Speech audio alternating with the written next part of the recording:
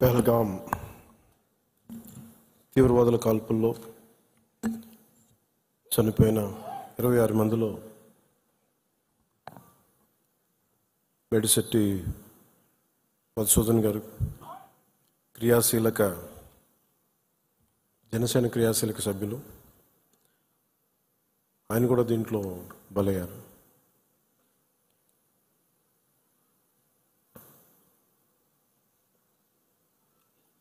కశ్మీర్లో సరిహద్దుల్లో తూటాలు పేలితే, ఉగ్రవాదుల తూటాలు పేలితే దాని ప్రకంపనలు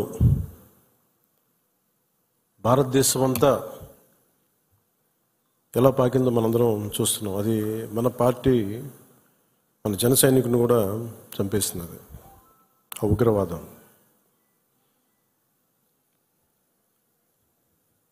ముఖ్యంగా కశ్మీర్ మెయిన్ మనం ఆయన కుటుంబాన్ని పరామర్శకెళ్ళినప్పుడు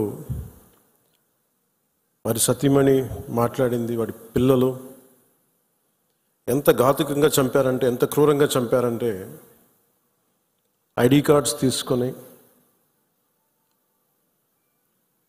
నువ్వు హిందువా కాదా ఐడి కార్డ్స్ అడిగి, లేదంటే ముఖ్యంగా మన మధుసూదన్ గారి సంఘటన అయితే ఆయన సతీమణి గారి మాటల్లో సరిగ్గా 3 రోజుల ముందు వెళ్ళారంట బెంగళూరు నుంచి 3 కుటుంబాలతోటి వెళ్తే, నేను అన్ని రోజులు మామూలుగా మోడర్న్ డ్రెస్సులు వేసుకున్నాను, కానీ ఎందుకు ఆ రోజు మధుసూదన్ అంటే ఆయన అడిగారంట, డ్రెస్ వేసుకుంటే మోడర్న్ డ్రెస్ వేసుకుని బొట్టు పెట్టుకోకూడదా అని అంటే, ఆ సంఘటనకి ముందు సరిగ్గా ఒక అరగంట ముందు బొట్టు పెట్టుకున్నారంట. ఆవిడ చెప్తుంది ఏంటంటే, బొట్టు పెట్టుకున్న తర్వాత నేను కాదని కూడా అబద్ధం కూడా చెప్పలేం కదా, తప్పించుకోవడాకన్నా అలా దొరికిపోయాం మేము. ముందు అరుపులు వినిపించినాయి, తుపాకీ శబ్దాలు వినిపించినాయి, కింద పడుకున్నాం, నా చేయి కూడా పట్టుకున్నాడు, పిల్లలు కొంచెం దూరంగా ఉన్నారు. ఇదంతా కుటుంబం దాదాపు అలాగే ఆ గ్రౌండ్లో దాదాపు ఆ ఏరియాలో 400 నుంచి 500 మంది ఉండిపోయారు టూరిస్టులు. మధుసూదన్ గారు ఆయన సతీమణి చేయనే పట్టుకొని, ఏమవుతుంది మనకేమవుతూ, నువ్వు చూడకంటే ఆ బూట్ల చప్పుళ్ళు చాలా తాయితీగా వచ్చి, అంటే ఎందుకు మాట్లాడుతున్నానంటే ఎంత కోల్డ్ బ్లడెడ్తో చంపారంటే మనం ఊహించుకోలేం. అంటే షికారుకు వచ్చినట్టుగా వచ్చి వేటాడి వెళ్ళిపోయారు మనుషుల్ని.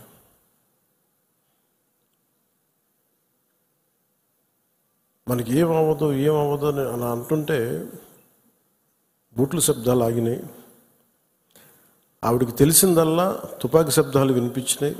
కళ్ళు తెరిచి చూస్తే మొత్తం ముఖం మీద మొత్తం రక్తం ఉండిపోయింది, భర్త తాలూకు రక్తం. ఎంత క్రూరంగా చంపారంటే, నేను వైజాగ్ కూడా వెళ్ళాను చంద్రమౌళి గారి ఇంటికి. ఎక్కడ తల ఉండాల్సిన చోట తల లేదు. 35 బుల్లెట్లు 40 బుల్లెట్లు దింపారు తలలో, ర్యాపిడ్ ఫైర్ తోటి, ఆటోమేటిక్ గన్స్ తోటి. అంత దారుణంగా క్రూరంగా చంపేశారు. యుద్ధం ఎప్పుడు ఇంకొక ఆయుధం పట్టుకున్నవాడితో చేస్తాం, కానీ నిరాయుధులైన ఎంత నమ్మకం లేకపోతే కశ్మీర్కి వెళ్తారు. 22-23లో దాదాపు 2 కోట్ల మంది వెళ్ళొచ్చారు. అది ప్రెసిడెంట్ పాలన ఉన్నంతకాలం వచ్చారు. మొన్న పాలన మారగానే అప్పటికి చాలాసార్లు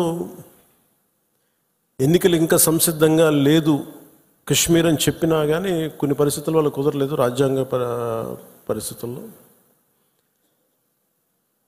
ఇంకా ఉండదు అని చెప్పేసి మళ్ళీ ఎప్పుడైతే రాష్ట్ర చేతికి వెళ్ళిపోయిన పగ్గాలు, మళ్ళీ తీవ్రవాదులు విజృంభించి చాలా కోల్డ్ బ్లడెడ్గా చంపేశారు అందరిని. మీరు ఊహించుకోండి, మనందరం ఒక సాయంత్రం అంటే మనకి కశ్మీర్కి మనకి ఏంటి సంబంధం అనుకుంటాం. గ్లోబల్ విలేజ్ అని మాట్లాడుతున్నాం, ప్రపంచాన్ని. అమెరికాలో చిన్నపాటి ఇన్సిడెంట్ జరిగితే దాని ప్రకంపనలు ఆంధ్రాలో కూడా ఉంటాయి. It's become a global village. అలాంటిది దేశం సరిహద్దులు ఏమి జరిగినా, దేశం లోపల ఏమి జరిగినా దాని ప్రకంపనలు మనకు కూడా తగిలి తీరుతాయి. మేబీ ఒక సగటు మనిషిగా బతికే మనకి అంత అవసరం లేకపోవచ్చేమో, కానీ మామూలు మనిషికి అవసరం లేకపోవచ్చేమో, కానీ బీయింగ్ ఎ పొలిటికల్ పార్టీ,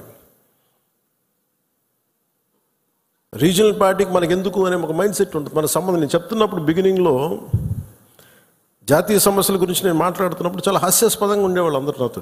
నీకు ఎందుకు ఇవన్నీ స్టేట్స్ విషయాలు చూసుకుంటే, state is a part of the country కదా, state is a part of the nation, how do we ignore? కానీ ఈ లిమిటెడ్, ఈ తక్కువ స్థాయి ఆలోచన విధానంతో మనం ఎప్పుడు బయట ఆలోచించాం, పరిధి దాటి ఆలోచించాం. సో ఇప్పుడు నేను ఆ దేశం కోసం ఎందుకు ఎంత తపన పడతానంటే, if borders are not secured, Kashmir Bharatadesam అదంచు దాడితే పాకిస్తాన్ వస్తుంది. ఆ హద్దులు బాగలేనప్పుడు దాని ప్రకంపనలు ఇక్కడ దాకా వస్తాయి. మియాన్మార్లో గొడవలు జరిగితే మనకు ఎందుకు అనుకోవడానికి లేదు. అక్కడి నుంచి రోహింగ్యాస్ వచ్చేసి ఇక్కడ మనకి ఆంధ్రాలో కూడా ఉంటారు చాలామంది. దాని ప్రకంపన దాని తాలూకు ఇంపాక్ట్ మనకి ఏముంటుంది అనుకుంటే, ఒక 10 సెంట్లు భూమి ఉంటేనే, రోజు 2 సెంట్లు భూమి ఉంటేనే మనం ఎంత తెలుస్తాం. అలాంటిది కంట్రీ సరిహద్దుల్ని మనం చూసుకోకపోతే నాయకులుగా వచ్చే ఉపద్రవాలు ఇలా ఉంటాయి. మన దేశం ఎప్పుడు కూడా చాలా మెత్తని దేశం. ఉగ్రవాదులకి ఎందుకు సమాధానం చెప్పలేం. మీరు నిజంగా ఆవిడ పడ్డ బాధ చూస్తే ఇంత కనికరం అవసరం లేదు ఉగ్రవాదుల మీద అనిపించింది. నిర్దాక్షిణ్యంగా తీసేయాలన్నా. ఆవిడ అన్న మాటలు, చంద్రమౌళి గారు మేము మన వైజాగ్లో కనుక, ఆయన retired employee, bank employee, retirement plan ఏం చేయాలో, పిల్లలు అమెరికా వెళ్ళిపోయి ఏం చేయాలో తెలియక ఆయన జస్ట్ ఒక 5 రోజులకన్నా వెళ్తే ప్రాణాలు పోయినాయి.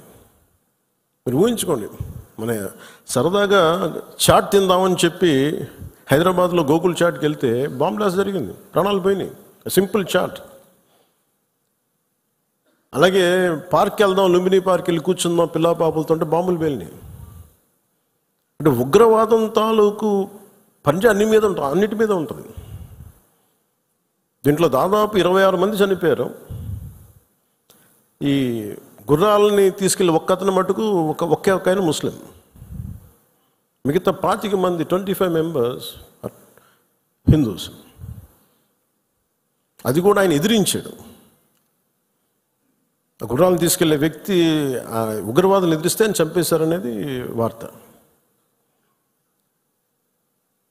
అంటే కశ్మీరు మనందరం ఒక అందమైన లొకేషన్ చూస్తే మేము చాలాసార్లు, అంటే నాకు ఎందుకు కశ్మీర్ అనేది ప్రత్యేకంగా నాకు తగులుతూ ఉంటుందంటే, యాజ్ ఎ లీడర్ మీరందరూ కూడా, యాజ్ ఎ పొలిటికల్ పార్టీ స్టేక్ హోల్డర్స్గా మీరందరూ you have to read history. అంటే ఇవి భవిష్యత్తులో జరగకుండా ఉండాలి అంటే దాని తాలూకు కశ్మీర్లో తూటాలు పేలితే దాని ప్రకంపనలు ఇప్పుడు మన పార్టీ దాకా ఎలా వచ్చినాయో,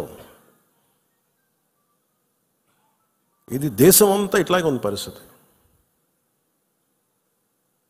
అంటే ఒక వాస్తవాన్ని వాస్తవంగా చెప్పడంలో తప్పే ఉంది అన్నాను. మన జర్నలిస్టులు కూడా మాట్లాడుతూ ఉంటే ఒక వర్గం మీద ఇంకో వర్గం అంటే మీరు ఎందుకు ఇంత లోపాయికారిగా మాట్లాడతారన్నాను. సన్నాయి నొక్కులను ఎందుకు నొక్కుతారు మీరు? When you are targeted based on your religion, let us say it, చెప్దాం దాన్ని. అంత మాత్రాన ద్వేషమని కాదు, ఉగ్రవాదుల మీద కోపం అది. మన నాయకులు, ఇంతమంది ముస్లిం నాయకులు ఉన్నారు ఇక్కడ మనకి. ఈ రోజున మనం వివక్ష చూపించామా భారతదేశంలో? అన్ని వర్గాల మీద గొడవలు ఉంటాయి, చిన్న చితక గొడవలు లేకుండా ఎందుకుంటే ఒక ఇంట్లోనే గొడవలు ఉంటాయి. కానీ మన దేశం ఏర్పడిన విధానం మటుకు మరి అందరూ అవగాహన చేసుకోవాలి. ఎందుకంటే ఎందుకు నేను 3 రోజులు సంతాప దినాలుగా ప్రకటించిన ఆ బాధ నాకు తెలుసు ఎలా ఉంటుందో. అప్పటికి మధుసూదన్ గారు చనిపోయిన సంగతి కూడా నాకు తెలియదు. ఎందుకంటే నేను 86 నుంచి 89 దాకా మన్నయ్య గారి సినిమాల్లో చాలాసార్లు మేము అక్కడికి వెళ్ళేవాళ్ళం. 86 to 89. ఇంకా కశ్మీర్ ఉగ్రవాదం ఇంకా పైకి రానాలి, ఇంకా వచ్చి తొలి దశల్లో 89లో స్టార్ట్ అయింది. ఇంకా 90స్కి దాదాపు ఎన్ని వేల మందిని చంపేశారు. కొన్ని లక్షల మంది కశ్మీరీ పండిట్స్ని వలసపోయేలా చేశారు. అంటే ఆ రోజు కనుక కశ్మీరీ పండిట్ల వలసను కనుక ఆపుండగలిగితే, అంటే ఎప్పుడు ఒక అలక్ష్యం, ఇది నా సమస్య కాదు, నా సమస్య కాదు వదిలేస్తే కశ్మీరీ పండిట్లు అక్కడే ఉంటారు, అక్కడే పుట్టారు, అక్కడే పెరిగారు. వేరే రాష్ట్రాల నుంచి కూడా రాలేదు, అందరూ అక్కడే పుట్టారు, అక్కడే పెరిగారు. లక్షలాది మంది కశ్మీరీ పండిట్స్ వలసలు వెళ్ళిపోయారు. నాకు పర్సనల్ ఎక్స్పీరియన్స్ ఏంటంటే 86, 89లో మేము షూటింగ్ల కోసం నేను కొంత ప్రొడక్షన్లో నేను పనిచేశాను. కొంచెం ఏదైనా కావాలంటే అవసరాలుగా మార్కెట్కి వెళ్ళాను. శ్రీనగర్ మార్కెట్కి వెళ్తే ఫస్ట్ ఇయర్ బాగానే ఉంది, కానీ 86లో 87, 88కి చాలా ఇబ్బంది అయిపోయింది. ఇంకా 89 దగ్గరికి వచ్చేటప్పటికి షూటింగ్ జరుగుతుంటేనే గొడవలు అయిపోయాయి. 1-2 రోజులు త్వరగా ముగించుకొని వచ్చేస్తుంటే అప్పుడున్న కశ్మీరీ పండిట్ ఒక అతను చెప్పాడు, ఇంక మీరు రాలేరు ఇక్కడికి అన్నాడు. ఎందుకంటే మా మొహల్లాల్లో, మా ఏరియాల్లో చాలా ఇబ్బందులు అయిపోతున్నాయి, మాకు ఇబ్బంది వచ్చేసరికి మీరు రాలేరు కళ్యాణ్ మీరు అని చెప్పాడు. అంటే ఆ రోజు నుంచి ఈ రోజు దాకా కశ్మీర్ ఎప్పుడు ఒక మండుతున్న సమస్య. మీరు as a party you make very stable. This is Janasena decision, all of our decision. అది Kashmir is an integral part of India that can not be denied. అది మీరు చాలా బలంగా మీరు మాట్లాడాలి. Kashmir is an integral part of India, it will be an integral part of India forever. ఎందుకంటే ఎందుకు మాట్లాడుతున్నానంటే కశ్మీర్ పేరు కశ్యప మహర్షి మీద వచ్చింది. అమర్నాథ్ టెంపుల్ కానీ, ఇక్కడి నుంచి కేరళ నుంచి కశ్మీర్కి శంకరాచార్య మఠం కానీ, తర్వాత మతాలు మారుండొచ్చేమో ప్రజలు, కానీ అందుకని మీరు దీన్ని చాలా బలంగా నమ్మాలి. ఒక చిన్న గొడవ జరిగినప్పుడు అది మనకెందుకని అనుకోకండి. అందుకని దిస్ ఈజ్ జనసేన స్టాండ్. ఇది నేను బలంగా నమ్ముతాం, బలంగా ఆచరిస్తాం. భవిష్యత్తులో ఇలాంటి సంఘటనలు జరగకుండా ఉండాలి. మనం ఇవ్వగలిగేది ఏంటంటే, ఒక నాయకుడికి దేశాన్ని, ఒక చిన్నపాటి ఇంటిని నడపాలంటేనే కష్టం. ఇన్ని రాష్ట్రాలు, ఇన్ని విభిన్నమైన సంస్కృతులు, ఇన్ని భాషలు, ఇన్ని పొలిటికల్ పార్టీస్, వీటన్నిటి మధ్య వైరుధ్యాల మధ్యలో ఒక ఏకాభిప్రాయంతో ఒక దేశాన్ని నడపాలి ఒక ప్రధానమంత్రికి అంటే ఎంత కష్టమైన పరిస్థితి అది. అలాంటి వ్యక్తులకి మనం ఇవ్వగలిగేది చిన్నపాటి ఊతం అంతే, చిన్నపాటి ఆసరా. ఎక్స్ట్రా గొడవలు క్రియేట్ చేయకుండా కొంచెం బాధ్యతగా మాట్లాడటం, అవసరమైన చోట భుజం కాయటం. As part of NDA this is our responsibility. ఎందుకు నేను దీన్ని ఫస్ట్ టైం, నేను ఇప్పుడు దాకా మాట్లాడిన విధానంలో కొంచెం సాఫ్ట్గా ఫస్ట్ టైం నేను ఎందుకు హిందూ, టార్గెటెడ్ హిందూ, మిగతా వాళ్ళు ఇబ్బంది పడతా ఉన్నారు మాట్లాడటానికి. ఉగ్రవాదులు టార్గెట్ చేసి హిందువులను చంపారు, ఇది సత్యం అంతే. వాళ్ళు అన్న మాట నాతో ఏంటంటే, మధుసూదన్ గారి భార్య, ఇఫ్ ఆమె ముస్లిం నన్ను స్పేర్ చేసేవాళ్ళు సార్. మేము చేసింది పాపం, బీయింగ్ హిందూ పుట్టడమా మేము చేసింది? కనీసం మా చేతుల్లో ఆయుధాలు కూడా లేవే, మేము సైనికులం కూడా కాదే, మేము బిడ్డలిద్దరు అక్కడే ఉన్నారు. నేను ఆలోచించలేదు ముందు, నేను అనుకున్నాను ఆయన ఒక్కైనా వెళ్ళారేమో, అలా చనిపోయారేమో అనుకున్నాను. కానీ కుటుంబం అంతా ఉంది, ఇంకో 2 ఫ్యామిలీస్ ఉన్నాయి. అందరి ముందు దారుణంగా చంపేస్తే, ఇంకా ఇది భారతదేశం కాబట్టి చాలా 7 దశాబ్దాల తర్వాత మాట్లాడుతున్నాం మనం. కశ్మీర్ని 3 సార్లు, మన పాకిస్తాన్ని 3 సార్లు ఓడించాం. సహనం ఎక్కువైపోయింది మన దేశానికి. ఎందుకంటే కంట్రీ, మనుషులే సహనం ఎక్కువ మనకి. ఏదైనా అతి చేస్తే మంచిది కాదు, అతి సహనం కూడా మంచిది కాదు, మితిమీరిన మంచితనం కూడా మంచిది కాదు. ఇష్టారాజ్యంగా వచ్చి కాల్ చేసి వెళ్ళిపోతా ఉంటే మనం ఎందుకు కామ్గా ఉండాలి? మన జన సైనికుడు చనిపోయిన మన జన సైనికుడు మనలో ఎవరైనా కావచ్చు, అది నేను కావచ్చు, మీరు కావచ్చు, ఎవరైనా కావచ్చు. అది ఎంతమంది ఇక్కడికి వచ్చేసి ఉంటున్నారో మనకు తెలియదు, ఏ ముసుగులో ఉంటున్నారో తెలియదు మనకి. సో మీరు వెళ్ళేటప్పుడు ఇది నిరంతర పహార, eternal vigilance is essential element for democracy. మన బాధ్యత పదవులు వచ్చేసినాయా లేదా, మనం గెలిచేసామా లేదంటే కూడా ఎంత బాధ్యతగా ఉండగలం, మనం ఎంత నిరంతరంగా మనం విజిలెన్స్తో ఉండగలం, పహారా కాయగలం సమాజం మీద. ఊళ్ళల్లో ఎవరైనా కొత్త వ్యక్తులు వచ్చారా, అనుమానాస్పదంగా తిరుగుతున్నారా, ఇవన్నీ it's also part of our responsibility. So నాకు ఇది 3 సార్లు యుద్ధం ఓడిపోయిన తర్వాత మన మంచితనం ఇంకా అర్థం చేసుకుంటే ఇలాగ వచ్చి ఇళ్లలోకి వచ్చి చంపుతారు. షికార్కి వెళ్తే, సరదాకి వెళ్తే చంపేస్తారు. దీనికి మటుకు చాలా బలమైన స్టాండ్ తీసుకోవాలి.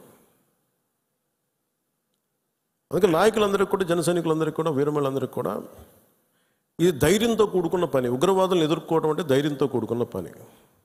దో we are a regional party, we didn't expand as on now. We confined only to state, AP, maybe కొంత తెలంగాణ. కానీ మన ఆలోచన విధానం జాతీయవాదం. ఇది మీరు బలంగా ఉండగలిగితేనే రేపొద్దున యుద్ధ పరిస్థితులు రావచ్చు, రాకపోవచ్చు, నాకు తెలియదు యాజ్ ఆన్ టుడే. బట్ కొన్ని 7 అంశాల మీద నిర్ణయాలు తీసుకున్నారు. ముందు వాటర్ ఆపారు. అంటే కొంతమంది మాట్లాడుతారు, కొంతమంది లీడర్స్, ఎంత లౌకికవాదం, ఎంత సెక్యులరిజం అంటే అందరికీ, ఎంత సెక్యులరిజం అయిపోయిందంటే అందరికీ. నేను అనేది మన కంట్రీ స్లోగనే సత్యమేవ జయతే. Unlike America, in God we trust అంట. 3 కోట్ల దేవతలున్న దేశాలలో మన సత్యాన్ని నమ్ముతాం, కానీ మన అమెరికాలాగా ఇన్ గాడ్ వి ట్రస్ట్ ఒక దేవుడిని పెట్టలేదు మన దేశంలో. We are beyond religion, we are beyond God. Truth is eternal. సత్యం అంటే ఏంటి? ఒక తప్పుని తప్పుగా చెప్పడం, ఒప్పుని ఒప్పుగా చెప్పడం. If I make a mistake, I admitted it's a mistake. Constant కరెక్షన్లో ఉండాలి. ఎటర్నల్ ట్రూత్ అది. అలా కాకుండా ఇంత 26 మంది చనిపోతే మత ప్రాతిపాదికని చంపినా కానీ మన సెక్యులర్ వాదులు, సో కాల్డ్ సూడో సెక్యులరిస్, వాళ్ళు ఏం మాట్లాడుతున్నారు? మతం అడిగి చంపలేదంటారు. చనిపోయిన మధుసూదన్ గారి భార్య, అందరూ వాళ్ళ అబద్ధాలు చెప్తారు. వాళ్ళు పాకిస్తాన్ని ప్రేమిస్తూ అంటారు. వీళ్ళందరూ ఇక్కడ భారతదేశంలో కూర్చొని మీరు పాకిస్తాన్ని ప్రేమిస్తుంటారు. మొన్న కొంతమంది నాయకులు డిబేట్లో మాట్లాడుతుంటే చూస్తున్నాను. మీరు పాకిస్తాన్ అంత ప్రేమిస్తే దయచేసి పాకిస్తాన్కి వెళ్ళిపోండి, ఇక్కడ ఎందుకు? పాకిస్తాన్ మీద మీకు అంత ప్రేమే ఉంటే ఇది మాట్లాడుతున్న పని ఏదైనా వీళ్ళందరూ కూర్చొని కాంగ్రెస్ నాయకులు వీళ్ళందరూ, కొంతమంది ఎమ్మెల్సీలు కూడా ఉన్నట్టుగా అనిపించింది నాకు చూస్తుంటే. ముఖ్యంగా సౌత్ నుంచి ఉన్నారు కొంతమంది సీనియర్ కాంగ్రెస్ నాయకులేం. కాంగ్రెస్లోనే విభేదం ఉంది. మేము వెళ్ళిపోతే మీరు పాకిస్తాన్ని, మీరు భారతదేశంలో దాడి జరిగినప్పుడు భారతదేశానికి నిలబడాలి తప్ప పాకిస్తాన్కి నిలబడతాం మీరు సెక్యులరిజం అంటే అది ఏ ససేమిరా, ఎవరు ఒప్పుకోరు. ఇక్కడ ఆ బలం మనం చూపించాలి. మనం ప్రాణాలు పోతే తిరిగి వస్తాయా?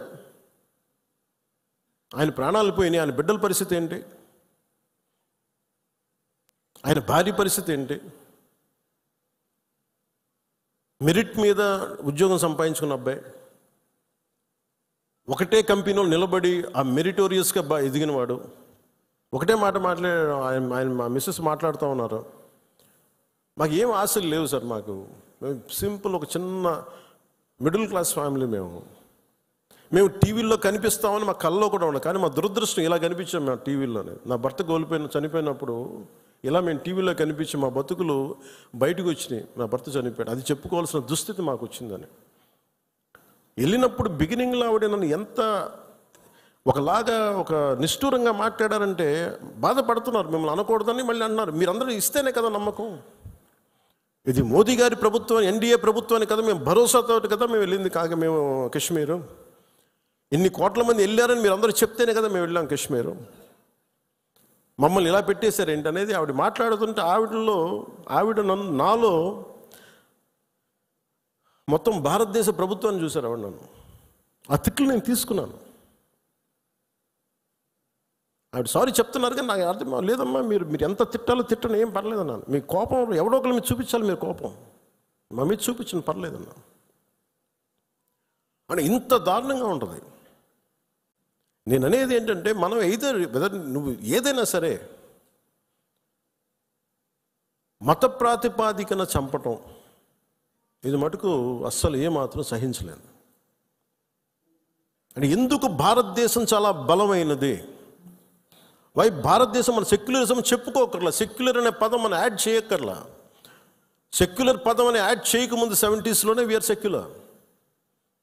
సెక్యులరిజం అంటే అపీస్మెంట్ కాదు, అది వైట్ వాష్లు చేయకండి తప్పులు చేస్తే. సర్ తన్సే జుదా, సర్ తన్సే జుదా అని చెప్పి అంటే అట్లాగే తుపాకులతో సర్ తన్సే జుదా చేశారు వాళ్ళు ఉగ్రవాదులు. తల లేదు, పట్టుకుందాం ఆకన్నా ఇలా అంటే తల లేదు అక్కడ. మీరు ఊహించుకోగలరు, అది ఈ మాట్లాడే తల లేదు. ఇంత క్రూరంగా చంపేశారు. ఎంత సహనం చూపిస్తాం? తప్పు జరిగినప్పుడు తప్పని చెప్తాం. పాకిస్తాన్కి మనకి ఏంటి తేడా? జిన్నా విడిపోయినప్పుడు మేము పాకిస్తాన్లో అందరినీ సమానంగా ఆదరిస్తామని చెప్పారు. హిందువులు ఎల్లక్కర్లేదు, ఆదరిస్తామని చెప్పారు.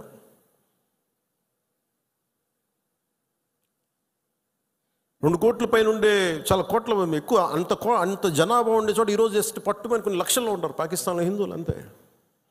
బట్ వేరస్ మన దేశంలో పాకిస్తాన్లో ఎంత జనాభా ఉందో ముస్లిం జనాభా అంత జనాభా ఇక్కడ ఉంది. That's what India is. అంటే మనం నిజంగా ఈ సోకాల్డ్ సూడో సెక్యులర్ వాదులు చెప్పిన విధానంగానే అయితే నిజంగా అసలు ఇంతమంది ముస్లిం పాపులేషన్ ఉంటుందా? ఇంత వివక్ష చూపించే దేశం అయితే, హిందువులే నిజంగా వివక్ష చూపించే దేశమే అయితే ఇన్ని లక్షల మంది ఉండగలరా? అసలు ఇన్ని కోట్లాది మంది జనం ఉండగలరా?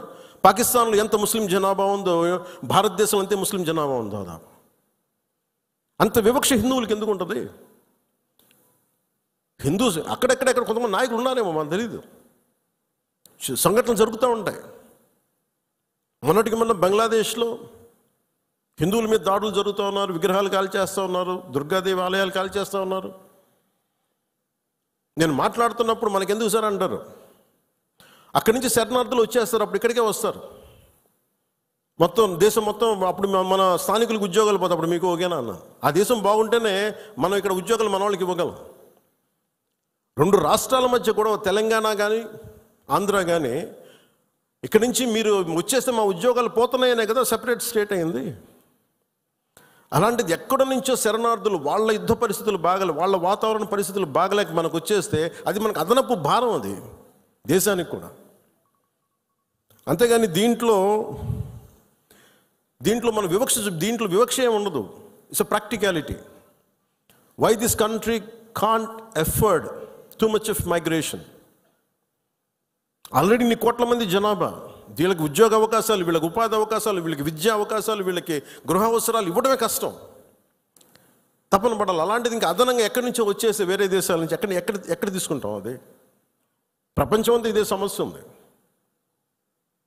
సో అలాంటి సమయంలో ఇది మనందరి బాధ్యత. ఇది నేషన్ సంబంధించిన సమస్యలు, మన సమస్యలు కూడా.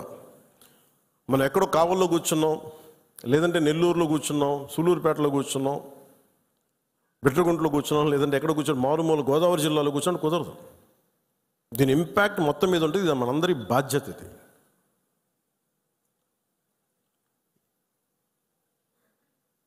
ఈ రోజున మనకి ఒక వాస్తవాన్ని వాస్తవంగా మాట్లాడటం తెలుసుకుందాం. నేను చాలాసార్లు ముస్లిం సమాజానికి కూడా చాలాసార్లు చెప్పాను. నేను ఎందుకు ఇంత మాట్లాడాల్సి వస్తుంది, ముస్లిం, క్రిస్టియన్, హిందువుని ఎందుకు మాట్లాడాల్సి వస్తుందంటే, హిందువులకు ఉన్నది ఒకటే దేశం, ఇంక వేరే దేశం లేదు. ఇక్కడ కూడా హిందువులను టార్గెట్ చేసి చంపితే ఎక్కడికి పారిపోతారు? అంటే నీకు చంపింది 26 మందిని, కానీ దాని ఇంపాక్ట్ కోట్లాది మంది జనాభా, ఆశేష్ మొత్తం భారతదేశం మొత్తం మీద ఉంది. వెళ్ళి మీ ప్రధానమంత్రికి చెప్పుకో, మీ మోడీకి చెప్పుకో, మీ మోడీకి చెప్పుకో. అది మోదీ గారికి చెప్పడం కాదు, అది చంపేసి నన్ను కూడా చంపేయాలని మసూదన్ గారి భార్య వెళ్ళి మేము మా బిడ్డలు కూడా చంపేయండి, మేము మోడీకి చెప్పుకోపో. ఉగ్రతలు ఒకటే చెప్పాలనిపించింది. నువ్వు మోదీని అంటలేదు, ఇక్కడ మా అందరిని అంటున్నాం. ఎందుకంటే ఇలాంటి సమయం, ఎలాంటి క్లిష్టమైన కష్టమైన సమయం కాబట్టి నిత్యం విమర్శించే మోదీ గారిని విమర్శించే నాయకులు కూడా ఈరోజు ఆయనకు మద్దతు తెలుపుతూ ఉన్నారు. దేశం అంత ఏకతాటిపైకి వచ్చింది మొట్టమొదటిసారి. ఇలాంటి సమయంలో అంటే నేనేదేంటంటే ఇర్రెస్పెక్ట్ ఆఫ్ మన డిఫరెన్సెస్ అసైడ్, ఉగ్రవాదం మీద మటుకు, హింస మీద మటుకు, ఇర్రెస్పెక్ట్ ఆఫ్ రిలీజియన్ మనందరం ఒకటే మాట మాట్లాడాలి. దీంట్లో మాట్లాడితే ఓట్లు పోతాయా, దీంట్లో మాట్లాడితే ఓట్లు వస్తాయి, ఇవన్నీ ఆలోచించకండి. Whether you have spoken truth or not, సత్యమేవ జయతే. నువ్వు ఒకటే మాట్లాడాలి, నేను ఓట్లు వస్తాయని నేను రాలా, మార్పు తీసుకురాగలమా లేదా అనేది రాజకీయాల్లోకి వచ్చాం. ఓట్ల కోసం అయితే నా లాంటి ఇంత తపన పడక్కలు, ఇంత కష్టపడక్కలు. చాలా గొప్ప పార్టీలు ఉన్నాయి, అనుభవజ్ఞుల నాయకులు ఉన్నారు. కానీ ఒక సత్యాన్ని సత్యంగా మాట్లాడడం చాలా శక్తి కావాలి, దానికి ధైర్యం కావాలి. సహజంగా ఇలాంటి సంఘటనలు, ఉగ్రవాదులు జరగగానే అందరూ మనకెందుకు వాళ్ళు మన టార్గెట్ చేస్తారేమో అనుకుంటాను. మన సరిహద్దులకు వెళ్ళలేదు. నేను చెప్పాను, మన అందరూ ఇళ్లలో కూర్చొని జాగ్రత్తగా ఉండి ఎవ్వరికి ఒక మాట అనుకున్నామంటే మన ప్రాణాలు రక్షణతో ఉంటాయనుకుంటున్నారా? మన చనిపోయిన మధుసూదన్ గారిని చూడండి, ఆయన ఎవరికి హాని చేశాడు? ఎవరిని పల్లెత్తి మాట అనలా. కుటుంబాన్ని తీసుకెళ్ళి కాశ్మీర్ వెళ్తే ఎక్కడ కాల్ చేశారు. హి was targeted as a Hindu. ఇది ఎక్కడో కూర్చోబెట్టి మత సామరస్యం చాలా చాలా అవసరం ఈ దేశానికి. చాలామంది మత కలహాలు క్రియేట్ చేయాలనుకున్నా కానీ కొంతమంది చేస్తుంటారు. దాన్ని మీరు అడ్డుకోవాలి. మీ కళ్ళ ముందు ఒక సంఘటన జరుగుతున్నప్పుడు మీరు అడ్డుకోండి. అది ఎవరైనా సరే, ఒక హిందూ కావచ్చు, ముస్లిం కావచ్చు, ఏమది తప్పు అంటే తప్పని చెప్పండి. మీరు ఆ ధైర్యం కావాలి మీ అందరికీ. ఎందుకంటే ఆ ధైర్యం లేనప్పుడు అప్పుడు మన పొలిటికల్ పార్టీగా మనం ఉండడం అనవసరం, ఒక పొలిటికల్ పార్టీ మెంబర్గా ఉండటం కూడా అనవసరం. హార్ష్గా చెప్పమని నేను చెప్పట్లే, గట్టిగా తీవ్రంగా చెప్పమని చెప్పట్లే, కానీ ఇబ్బందిగా ఉంది నువ్వు చేసే పని చెప్పాలి. కష్టం తెలియాలి కదా. ఇది మటుకు మనం నిర్ణయించుకోకపోతే మీరు అందరూ అసలు ఓటు వెయ్యను ఏముంటుందని, అసలు నాయకుడు కానోడు కూడా, ఇంట్లో సోఫాలో కూర్చొని కదలని వాడు కూడా, సార్ ఇది సెక్యులరిజం కాదు సార్, ఇలా మాట్లాడకూడదు అంటే ఏంటి? అంటే ముస్లిం కాని వాళ్ళు చచ్చిపోతేనే మాట్లాడాలి సెక్యులరిజం అంటే? హిందువులకు జరిగితే మాట్లాడకూడదా? That can be defined as secularism. ఇది సమస్య మన దేశంలో. అందుకని ఇలాంటి ఈరోజు నాయకులందరికీ, మన జన సైనికులందరికీ కూడా, విరమాలి అందరికీ కూడా నాకు ఒక విన్నపం ఏంటంటే, సెక్యులరిజం అనే పదానికి మీరు ఈ పడికట్టు డెఫినేషన్ మీరు తీసుకోకండి. ఇది మటుకు మీరు చాలా చాలా స్పష్టంగా తీసుకోవాలి. నేను చాలాసార్లు చెప్పాను, ముస్లిం సమాజంలో చాలామంది వచ్చి అడిగినప్పుడు, మీకు ఏదైనా ఇబ్బంది వస్తే మొట్టమొదటి గొంతెత్తేది నేను, మీకు గుర్తుపెట్టుకోండి. కష్టం వచ్చింది, ఎందుకంటే ఎందుకంటే నేను ఏం మాట్లాడుతున్నానంటే, సార్ ఇది మనందరం ఇక్కడ మనం పాకిస్తాన్ ఇస్లామిక్ రాజ్యం, అది they announced Pakistan is an Islamic nation. But India is not a, మనం చెప్పుకోవచ్చు కదా, this is a Hindu nation చెప్పచ్చు కదా. మనం ఎందుకు చెప్పము? మన మూలాల్లో మతం అనేది ఒక విధానం అంతే. అందుకని మనం ఇప్పుడు చెప్పాల్సిన అవసరం లేదు.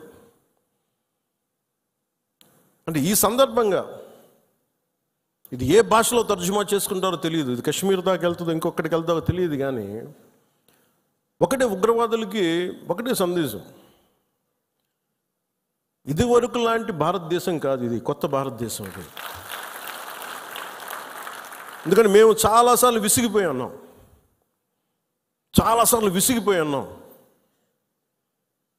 మీ ఇష్టానికి వచ్చి కాళ్ళు చంపుతానంటే ప్రాణాలు ఎలాగో పోతాయి మాకు తెలుసు. As well as will fight and let our life go.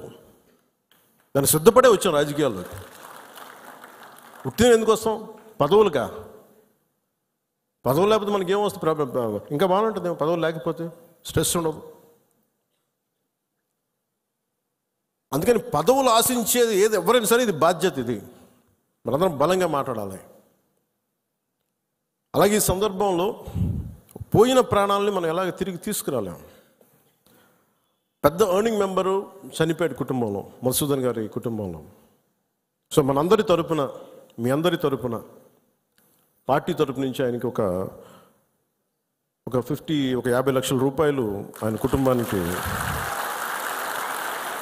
అందజేస్తున్నాం. అని నాకు ఎప్పుడు డబ్బులు అనౌన్స్ చేయడం ఇబ్బందిగా ఉంటుంది.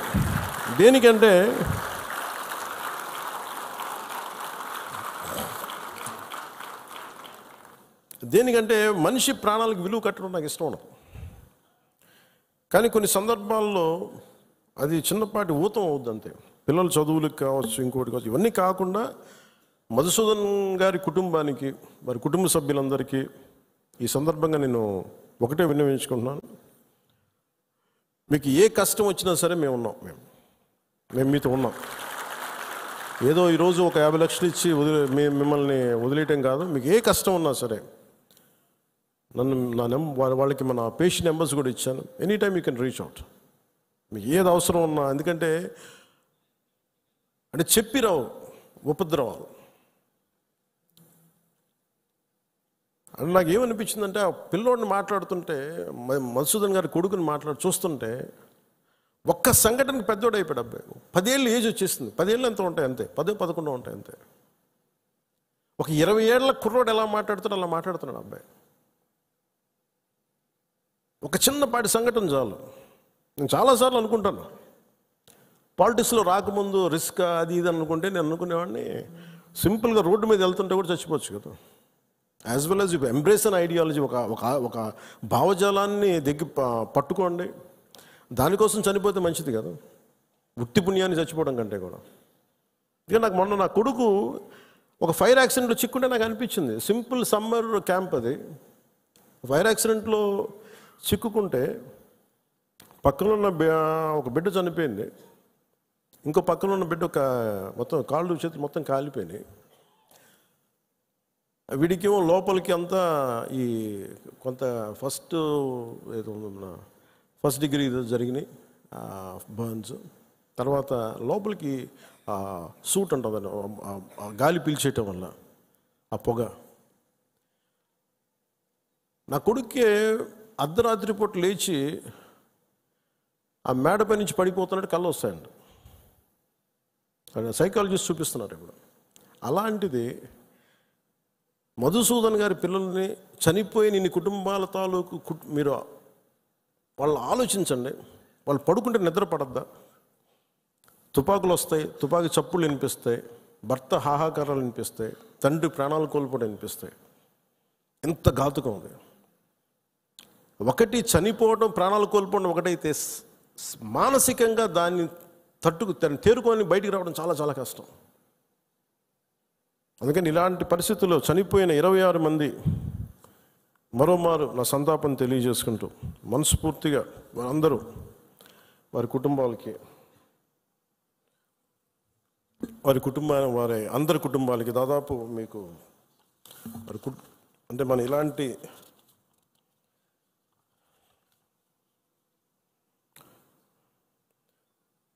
ఇరవై 26 మందిలో ఒకళ్ళు ఇందోర్ నుంచి సుశీల్ నత్యాల్, హేమంత్ సుహాస్ జోషి ముంబై, వినయ్ నర్వాల్ హర్యానా, అతుల్ శ్రీకాంత్ మోణి మహారాష్ట్ర, నీరజ్ ఉద్వాని ఉత్తరాఖండ్, బిథిన్ అధికారి కోల్కతా, సుదీప్ నెపోనే నేపాల్, శుభం ద్వివేది కాన్పూర్, ప్రశాంత్ కుమార్ సత్పతి ఒడిషా, మనీష్ రంజన్ బంగాల్, ఎన్ రామచంద్ర కేరళ, సంజయ్ లక్ష్మణ్ లాలి తానే, సయ్యద్ అదిల్ హుసేన్ షా పెహల్గామ్, ఇందాక చెప్పిన గుర్రం ఇచ్చే వ్యక్తి, Dinesh Agarwal Chandigarh, Sameer Guha from Kolkata, Dilip దాసలి Mumbai, JS Chandramouli Visakhapatnam, Madhusudan Rao Somisetti Kavali, Santosh Jagada Pune, మంజునాథరావు Karnataka, కస్తూబా ఘన్వోటే Pune, Bharat Bhushan Bengaluru, Sumit పరామర్ Gujarat, యతేష్ Parmar Gujarat, Tage Heliang Arunachal Pradesh, Shailesh Bhai H, Himmat Bhai Kalatiya Gujarat. 26 మంది మృతులకి, ఉగ్రవాదుల తుపాకులకి, బుల్లెట్కి బలైన వ్యక్తులందరికీ కూడా మరోమారు మా జనసేన తరపు నుంచి, మన అందరి తరపు నుంచి హృదయపూర్వకంగా సంతాపాన్ని తెలియజేస్తూ, మనందరి సంతాపాన్ని తెలియజేస్తూ, మరోమారు మధుసూదన్ రావు గారి కుటుంబానికి నా ప్రగాఢ సానుభూతిని తెలియజేస్తూ, అలాగే చంద్రమౌళి గారి కుటుంబానికి నా ప్రగాఢ సానుభూతిని తెలియజేస్తూ, మీకు అండగా ఉంటామని తెలియజేసుకుంటూ, అలాగే జేఎస్పీ మెంబర్షిప్, మన క్రియాశీలక మెంబర్షిప్ తీసుకున్న దాంట్లో ఇంకా మన ఇచ్చే 50 కాకుండా ఇంకొక 5 లక్షల రూపాయలు అదనంగా వస్తుంది, అది కూడా సిద్ధం చేసాం. ఇవన్నీ కాకుండా రాష్ట్ర ప్రభుత్వం నుంచి కూడా ఇంకొంచెం అదనంగా మనం ఏదైనా ఇవ్వగలమా లేదనేది గౌరవ ముఖ్యమంత్రి శ్రీ నారా చంద్రబాబు నాయుడు గారితో కూడా ఒకసారి చర్చించి నిర్ణయం తీసుకుంటామని తెలియజేసుకుంటూ, చాలా దూర ప్రాంతాల నుంచి చాలా తక్కువ సమయంలో ఇక్కడికి విచ్చేసిన మన గౌరవ ఎమ్మెల్యేస్ అందరికీ, గౌరవ మంత్రివర్యులందరికీ, కొత్తగా పదవి బాధ్యతలు తీసుకున్న చైర్మన్స్ కానీ, స్థానిక సంస్థల చైర్మన్లు కావచ్చు, మెంబర్స్ కావచ్చు, అందరికీ, జన సైనికులకి, వీర మహిళలకి ప్రత్యేకించి మీ అందరికీ పేరు పేరున ధన్యవాదాలు తెలుపుకుంటూ సెలవు తీసుకుంటాను. జై హింద్.